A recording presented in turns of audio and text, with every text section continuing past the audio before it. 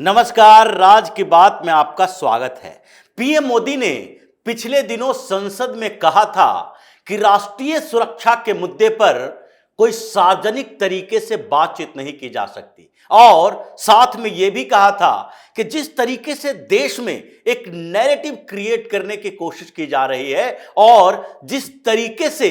कांग्रेस अलग अलग मुद्दों को उठा रही है जिसमें राष्ट्रीय सुरक्षा प्रभावित होते हैं, उससे यह लगता है कि यह केवल देश के अंदर की बात नहीं है बल्कि इसमें कोई अंतरराष्ट्रीय साजिश की बू आ रही है। मतलब अगर अंतरराष्ट्रीय साजिश है तो इसे अंतरराष्ट्रीय सहयोग से ही तोड़ा जा सकता है और सार्वजनिक नहीं किया जा सकता, बल्कि धीरे धीरे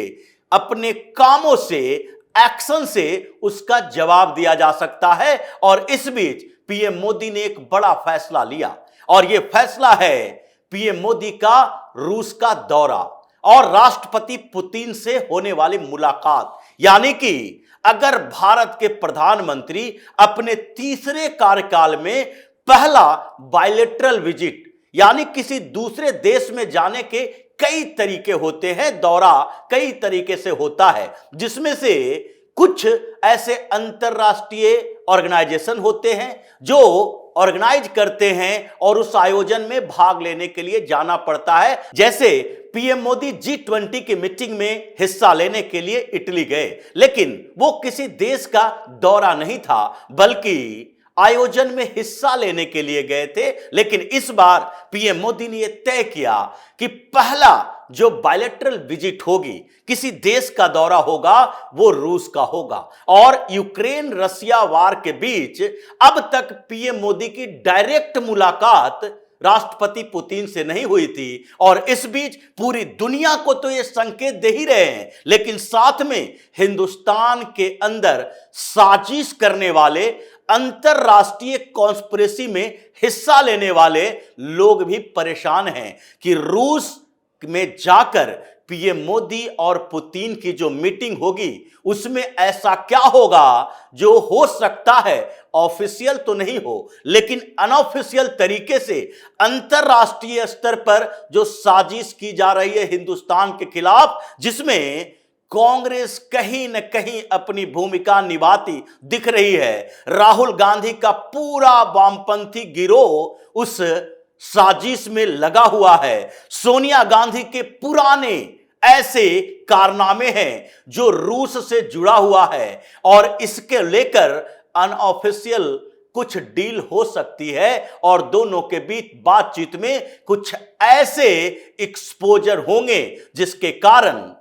यूएस, चीन तो परेशान है ही, लेकिन हिंदुस्तान के अंदर सोनिया गांधी, 10 जनपद का वो पूरा गैंग, राहुल गांधी का वामपंथी गुट और खुद राहुल गांधी भी टेंशन में आ गए हैं। इन लोगों को लगने लगा है कि रूस जाकर पीएम मोदी ऐसा क्या करने वाले हैं जिससे हमें सतर्क रहना चाहिए, हमें सावधान रहना चाहिए। अगर अंतरराष्ट्रीय साजिश में ये लोगों की भूमिका है तो डरना तो चाहिए ही, क्योंकि अंतरराष्ट्रीय साजिश का जवाब अंतरराष्ट्रीय सहयोग से है तो रूस इसमें भारत की मदद कर सकता है। और राष्ट्रपति पुतिन ने जिस तरीके से पीएम मोदी को हर मुद्दे पर समर्थन दिया है, यहां तक कि भारत में जो छोटी मोटी घटनाएं भी होती है उसमें भी पीएम मोदी के साथ राष्ट्रपति पुतिन की कुछ बातचीत हुई है और यहां कुछ संवेदना प्रकट करने की बात आती है,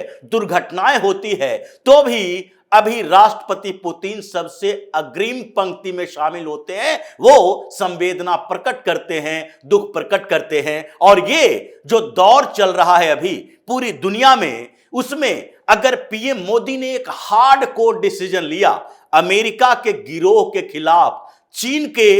एक उन समस्याओं के खिलाफ जो कि चीन क्रिएट करके रखे हुए है, और ऐसा लगता है कि चीन और रूस के बीच अभी भी वो संबंध हैं, उस पूरे परसेप्शन को बदलने के तरीकों के खिलाफ जिस तरीके से मोदी ने एक डिसीजन लिया, उस डिसीजन के एक नहीं कई मायने हैं। अगर अंतरराष्ट्रीय स्तर पर देखा जाए तो इस बार मोदी ने कहा कि रूस के साथ हमारा संबंध अमेरिका की कीमत पर या फिर दूसरे देशों की कीमत पर नहीं है, बल्कि हम दोनों के बीच का संबंध आपस में प्रॉफिट लॉस के स्तर पर है और दोनों के बीच एक दूसरे के लिए विश्वास के स्तर पर है। अगर रूस और यूक्रेन के बीच युद्ध चल रहा है, पूरा यूरोप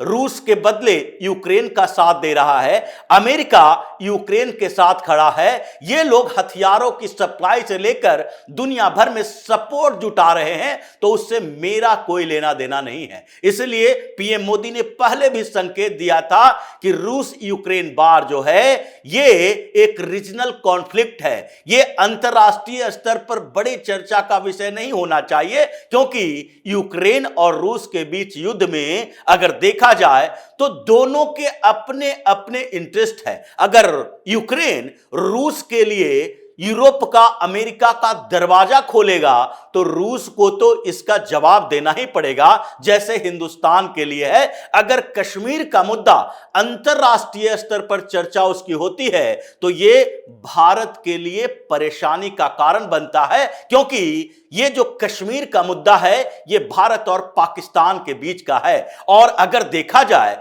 तो कश्मीर के मुद्दे पर जितनी बार वीटो की गई है उसमें रूस ने ही वीटो किया यूएन के अंदर कि कश्मीर भारत का इंटीग्रल पार्ट है, एकीकृत है कश्मीर भारत के साथ, इसलिए इसे विवादित घोषित न किया जाए, अंतरराष्ट्रीय हस्तक्षेप की जरूरत नहीं है। और उस पर हमेशा रूस ने ही साथ दिया है, लेकिन इस बीच रूस को जरूरत पड़ी और पीएम मोदी ने साथ दिया। और इस कार्यकाल में वो दिखाना चाहते हैं पूरी दुनिया को कि भारत की स्वतंत्र और निष्पक्ष विदेश नीति जो है वो किसी से प्रभावित नहीं हो सकती है। ऐसा मत सोच लो कि केवल हम इनडायरेक्ट तौर पर अलग अलग प्लेटफॉर्म पर हमारे विदेश मंत्री इस बात को डिफेंड कर रहे हैं कि हम रूस के साथ अपने संबंध खराब नहीं कर सकते। अगर उनके अपने युद्ध के स्तर हैं तो हम शांति की अपील कर सकते हैं, दबाव इस बात का नहीं डाल सकते कि आप अपने नेशनल इंटरेस्ट को छोड़कर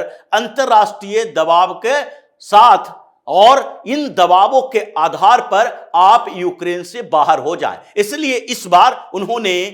अमेरिका को, चीन को जवाब दिया है कि रूस के साथ हमारा जो द्विपक्षीय संबंध है और मजबूत होने वाला है, हम एनर्जी सेक्टर में और इन्वेस्टमेंट करेंगे, डिफेंस डील और ज्यादा होगा। लेकिन ये तो अंतरराष्ट्रीय स्तर की बात है और उसमें जिस तरीके से कांग्रेस शामिल रही है, सोनिया गांधी के डर के पीछे की वजह कुछ और है, क्योंकि यह तो कहा ही जाता है कि सोनिया गांधी ने राजीव गांधी से जब शादी की थी उससे पहले यह माना जा रहा था कि वो केजीबी के लिए काम करती थी। वो ब्रिटेन में भी रहती तो केजीबी के लिए काम करती थी, ये यूरोप के अलग अलग जगहों पर रहते हुए भी केजीबी के साथ जुड़ी हुई थी और यह भी माना जाता है कि वो इनपुट दिया करते थे, यानी रूस से उनका पुराना संबंध है। लेकिन इसके अलावा ब्रिटेन से जो राहुल गांधी की नागरिकता के ऊपर सवाल उठ रहा है और कोर्ट ने तो हस्तक्षेप करने से मना कर दिया, लेकिन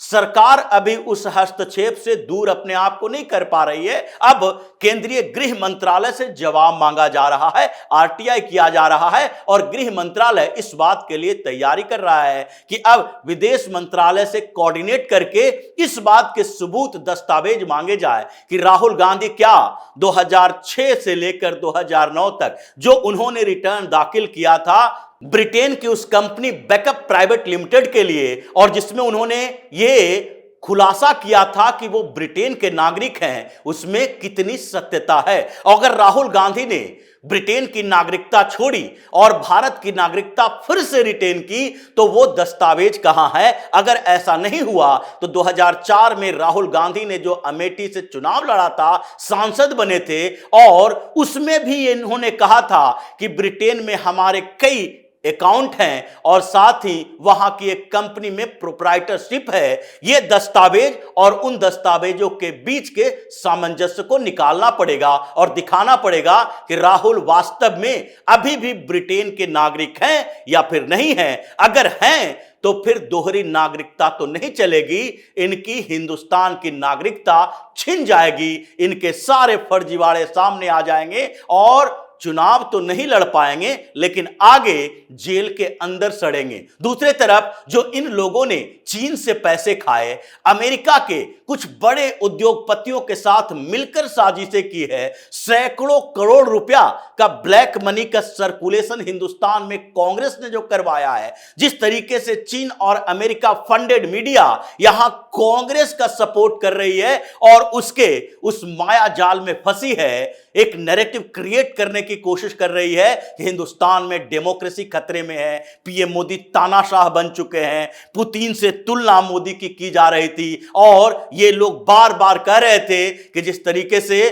पुतिन ने संविधान बदल दिया वो आजीवन राष्ट्रपति बने रहेंगे, उसी तरीके से पीएम मोदी भी आजीवन प्रधानमंत्री बने रहेंगे, इसके लिए संविधान को बदल देंगे। ये सारे जो मामले हैं उसके लिए अब हिंदुस्तान की खुफिया एजेंसी को रूस भी सहयोग करेगी और इसलिए डर सोनिया गांधी के पास है, डर राहुल गांधी के पास है, डर राहुल गांधी और सोनिया गांधी के इर्द गिर्द बैठे उन लोगों के पास है जो कि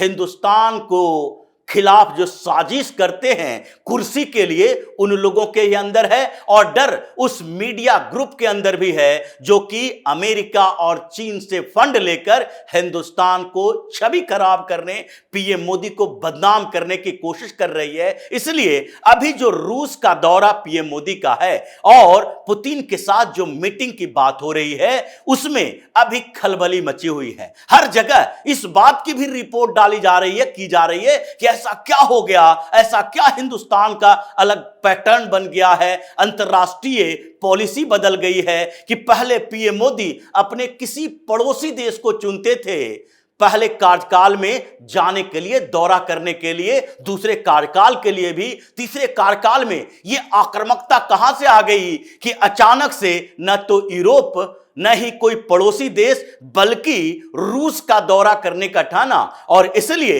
इन लोगों ने पूरे पॉलिसी को चेंज करने के लिए और यह बात करना शुरू कर दिया कि एक तानाशाह के पास जाकर पीएम मोदी वहां पर कुछ नया करने वाले हैं। इसलिए अभी कांग्रेस के खेमे में मातम इस बात का पसरा है, डर खौफ का माहौल है और ये लोग अभी और कई प्रोपेगेंडा करने की कोशिश करेंगे। तो इसी तरह की खबरों के साथ फिर से हाजिर होंगे, तब तक के लिए बने रहिए हमारे साथ और देते रहिए हमें सहयोग ताकि इसी तरह की खबर हम आपके लिए लाते रहे। धन्यवाद।